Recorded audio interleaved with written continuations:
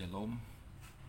Pada kesempatan kali ini kita akan mempelajari firman Tuhan yang terambil dari Lukas 12 ayat 1 sampai 12. Lukas 12 ayat 1 sampai 12.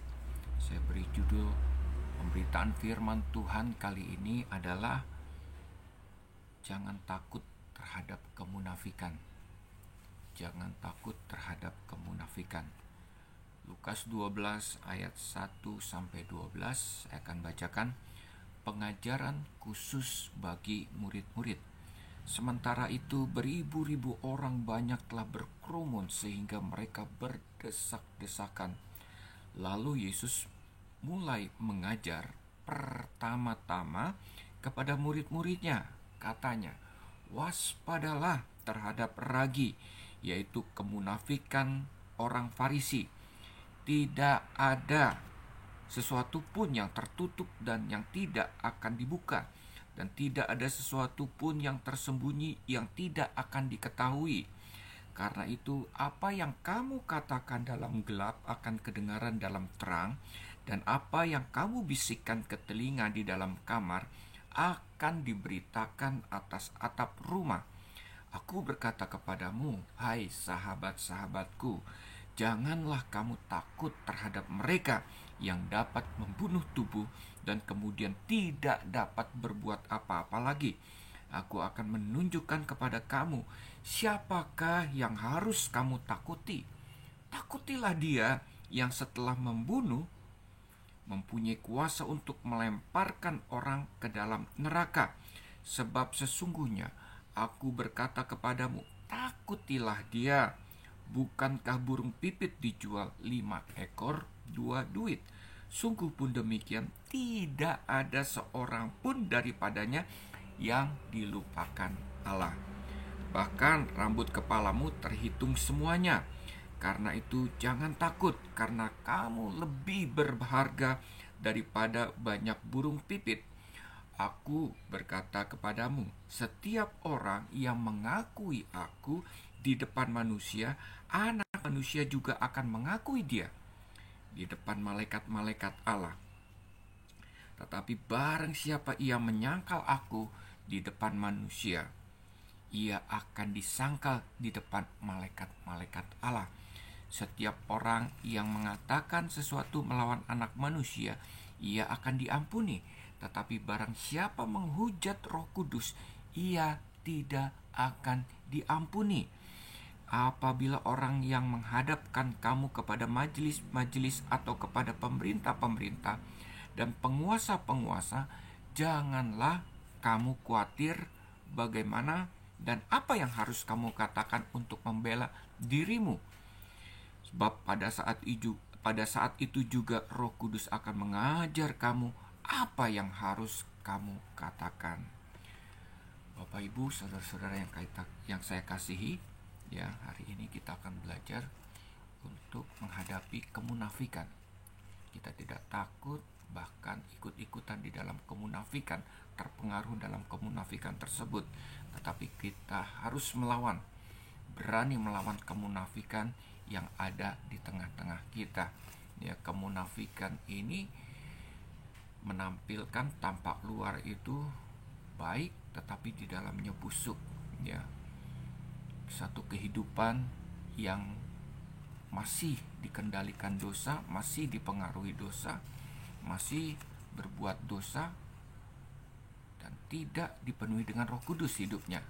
Akan tetapi tampak luar seperti manusia rohani, ya, seperti orang-orang beragama kebanyakan, tampaknya kudus, tampaknya suci, padahal di dalamnya dia berhasil menyembunyikan kebusukan yang ada di dalam hatinya.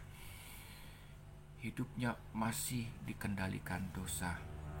Orang itu belum mengalami lahir baru. Orang itu sesungguhnya sekalipun sudah datang ke gereja, dia tidak percaya kepada Tuhan. Dan orang tersebut ada di tengah-tengah kita, ya, di dalam gereja. Banyak orang-orang munafik di dalam gereja, ya. Dan orang-orang munafik ini seperti yang diajarkan oleh Tuhan Yesus Kristus kepada murid-muridnya. pertama-tama diajarkan ini kepada murid-muridnya terlebih dahulu di dalam ayat 1.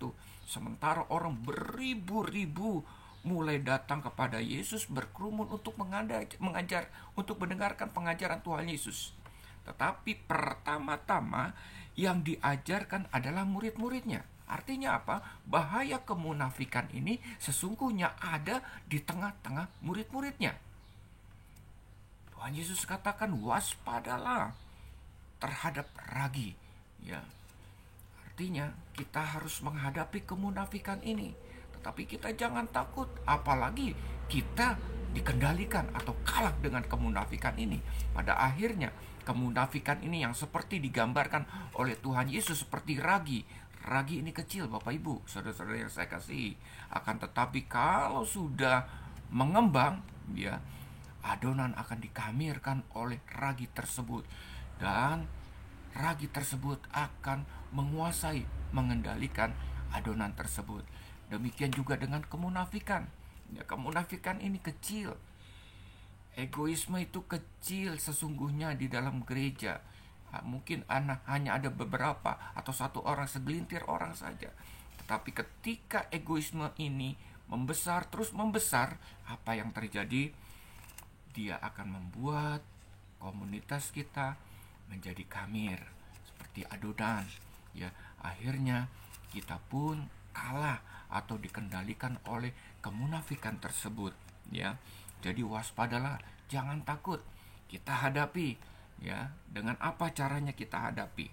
Nah, berbicara kemunafikan ini, orang yang tampak luarnya baik, suci, kudus, tetapi dalamnya busuk. Karena apa? Dia berhasil menyembunyikan kebusukannya, ya, egoisannya di dalam kehidupannya, sehingga tidak tampak ketika dia ada di dalam komunitas seperti orang beragama, seperti orang kudus, seperti orang suci.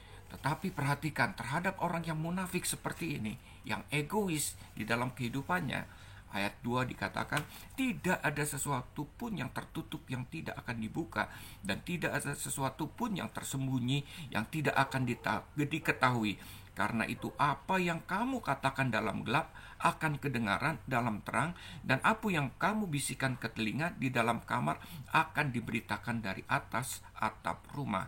Jadi dengan kata lain, pada waktu penghakiman, kapan itu? Setelah kerajaan 1000 tahun, pengangkatan, terus kemudian ada perang Armageddon, lalu masuk dalam kerajaan 1000 tahun. Di akhir kerajaan 1000 tahun ada Gog Magog, lalu kemudian ada takhta pengadilan putih di mana Kristus akan mengadili orang mati.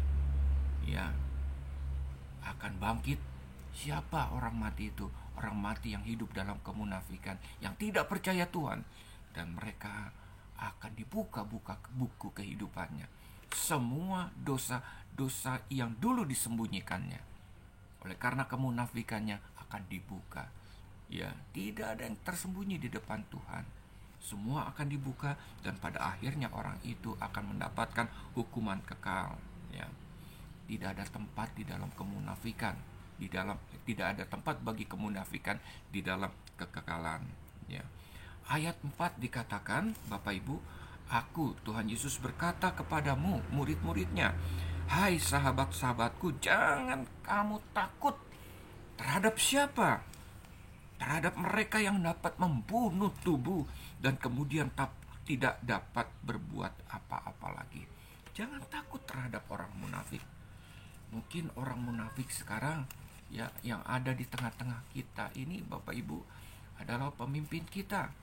Ya, adalah pelayan-pelayan Tuhan yang berpengaruh di dalam gereja. Pelayan-pelayan Tuhan yang punya uang banyak, lalu kemudian memberi lebih, memberi banyak kepada gereja, sehingga kita tidak berani terhadap orang tersebut. Kalau kita tegur, lalu kemudian orang tersebut akan keluar dari gereja, dan gereja akan menjadi bubar oleh karena tidak ada lagi yang memberi uang dari orang yang kaya tersebut. Bapak Ibu, saya tidak mengkritiki orang-orang kaya yang memberi uang kepada gereja, tetapi saya tidak suka dengan orang-orang kaya, ya, yang hidupnya belum sungguh-sungguh di dalam Tuhan, menutupi kemunafikannya, ya, dengan cara memberi banyak pada gereja, lalu kemudian mengendalikan gereja sesuai dengan keinginannya. Saya akan lawan orang tersebut. Saya tidak takut. Tetapi kebanyakan dari kita takut terhadap orang-orang kaya. Orang tersebut belum lahir baru. Orang tersebut masih dipenuhi dengan dosa. Hidupnya di luar tidak mencerminkan anak-anak Tuhan yang hidupnya dipenuhi dengan Roh Kudus. Ya. Dan pada akhirnya orang tersebut mengendalikan gereja, dan orang-orang yang ada di dalam gereja tidak berani terhadap orang tersebut.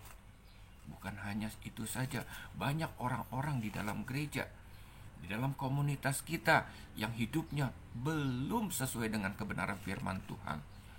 Ya, tidak ada persekutuan dengan Tuhan, baca Alkitab, doa, dan tidak mau melayani pun juga hanya asal-asalan. Yang terpenting ada pelayanan, ada melayani di dalam gereja. Nah, terhadap orang-orang seperti ini seharusnya kita berani menegur, ya, orang tersebut. Karena apa? Karena orang-orang yang munafik seperti ini lama kelamaan akan membuat gereja menjadi mati. Ya, roh mereka akan memenuhi seluruh gereja, dan pada akhirnya gereja akan terpengaruh terhadap roh orang tersebut. Jangan takut terhadap mereka. Ya, orang-orang kaya, orang-orang yang hidupnya dipenuhi dengan egois, orang-orang yang belum sungguh-sungguh di dalam Tuhan, orang-orang yang belum lahir baru, sekalipun sudah kelihatannya lahir baru, orang-orang percaya, tetapi sesungguhnya hidupnya tidak mengandalkan Tuhan.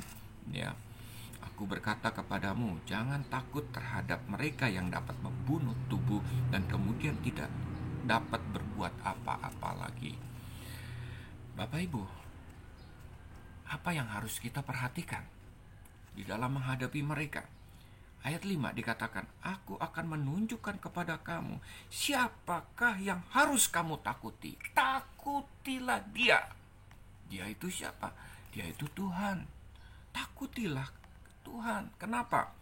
Karena yang setelah membunuh mempunyai kuasa untuk melempar orang ke dalam neraka. Sesungguhnya aku berkata kepadamu, takutlah dia. Tuhan berkuasa, Bapak Ibu, terhadap kita di dalam kekekalan.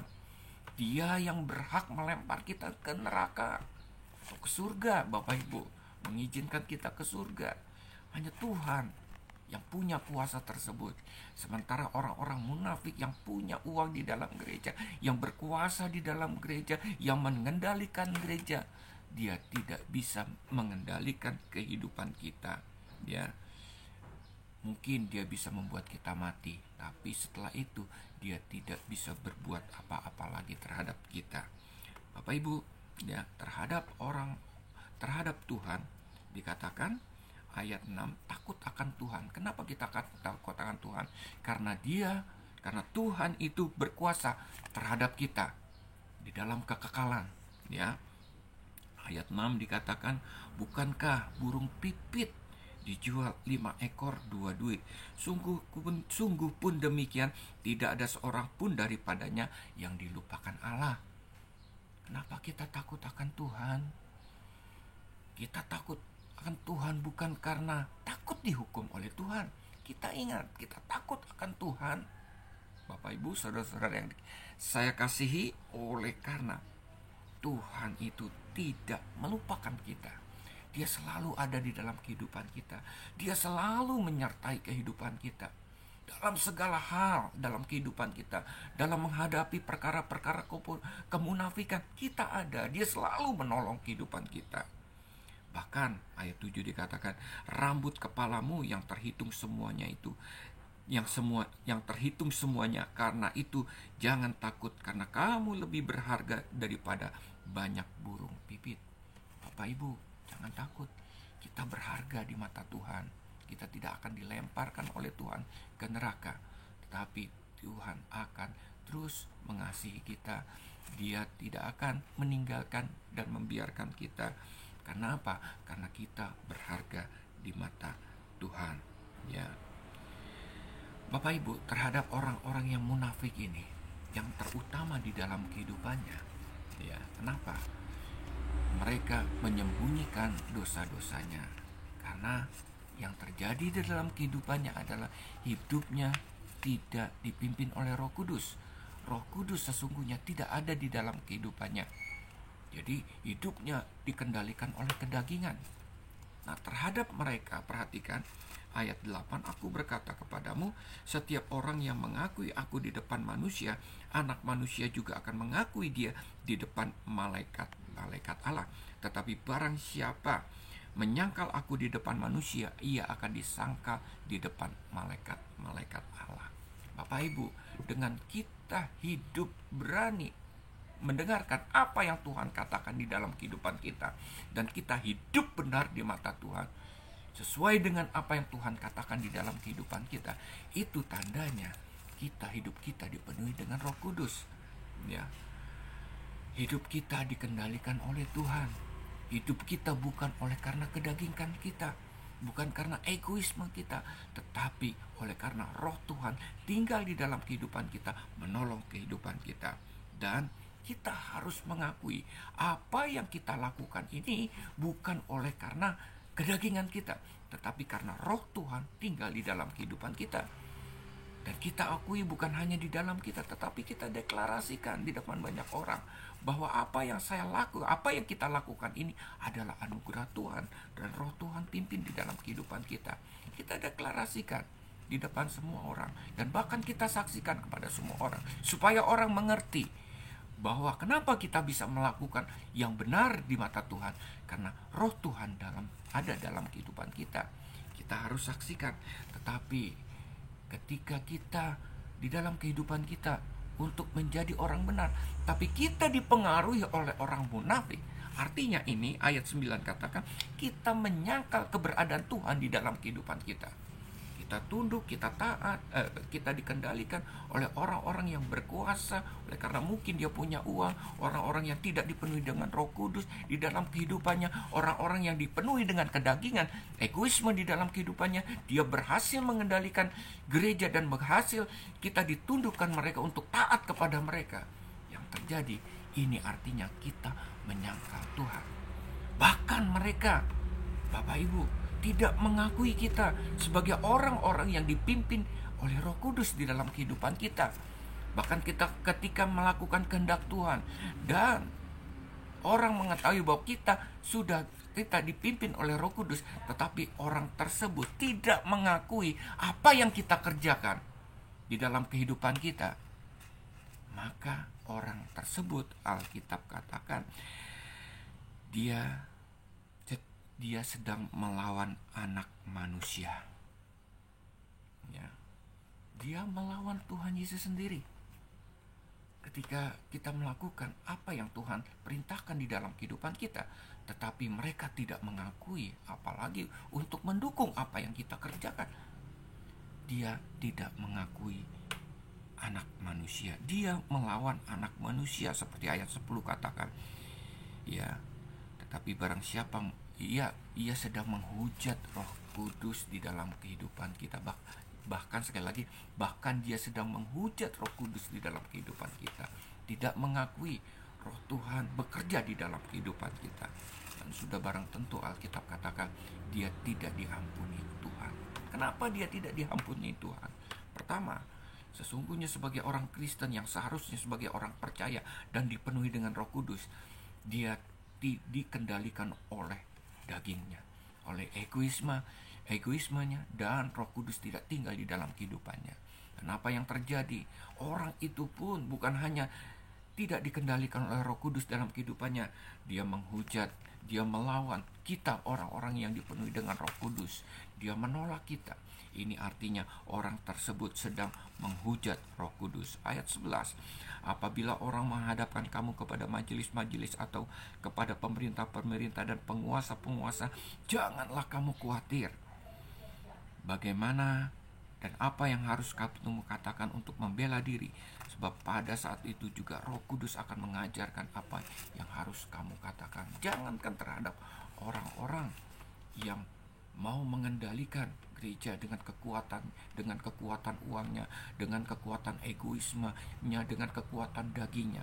Bahkan ketika diperhadapkan pada pemerintah, percaya terhadap penguasa-penguasa yang ingin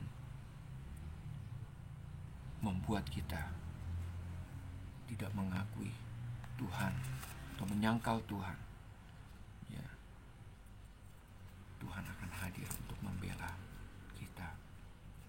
Kenapa? Dia ada di dalam kehidupan kita. Dia akan menolong kita untuk kita bisa mengatakan kebenaran. Jangan takut terhadap tekanan apapun yang terjadi di dalam kehidupan kita, sekalipun itu orang yang benar-benar berkuasa di dalam